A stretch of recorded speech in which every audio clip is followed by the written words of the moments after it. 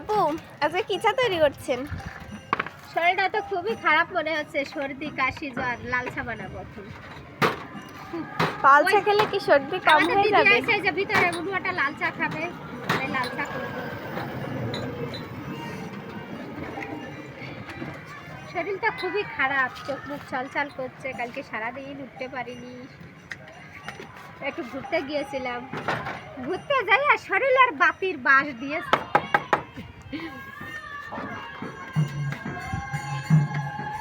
বলেন কি খাবার খাবেন এর ভিতর থেকে?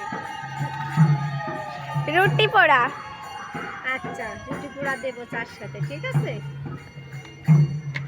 আর লাল চা করবো। আমরা সবাই এক একটা রুটি পোড়া খাবো আজকে।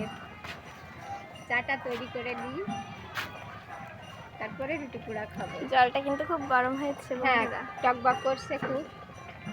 জলটা যত ফুটবে ততই কিন্তু চাটা অনেক সুন্দর হবে।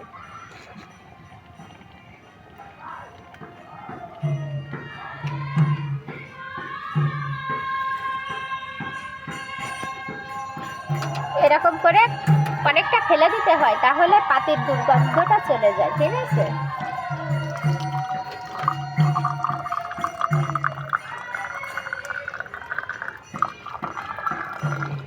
চাটার কালার কিন্তু কঠিন কালার এসেছে বন্ধুরা, দেখুন, দেখলেই কিন্তু বুঝতে পারবেন।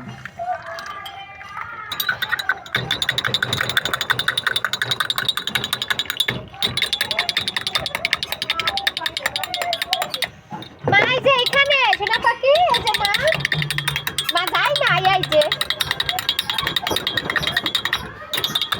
হ্যাঁ, আমার হয়ে গিয়েছে কিন্তু লাল চা। সোনা পাখি, আমার সোনা পাখি একটু আসবে নাকি?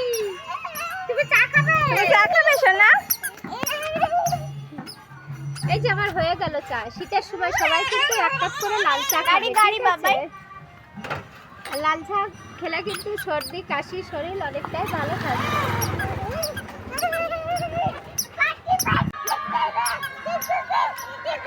হয়ে গেছে লাল চা। গাড়ি আসছে, ভিতরে ঢোকো। বন্ধুরা আসবেন সবাই কফি হাউসে কফি খেতে, লাল চা। দেখেন শীতের সময় এক কাপ লাল চা খেলে অনেক ভালো লাগবে। আপনি একটা নেন, খেয়ে দেখেন। আর আমি থ্যাংক ইউ। ওই দিদিকে একটা দিয়ে আসি।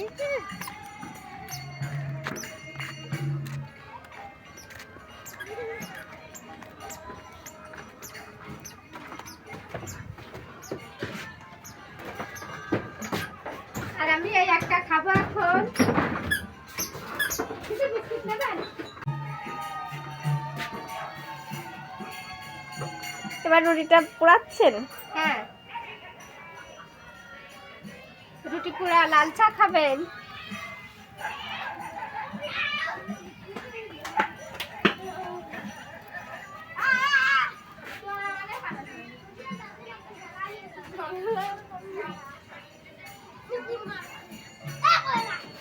জানেন লাল চা রুটি পোড়া অনেক টেস্ট লাগে কিন্তু।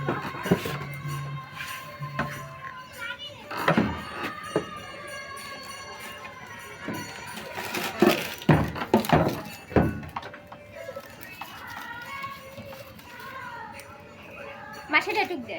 না আমার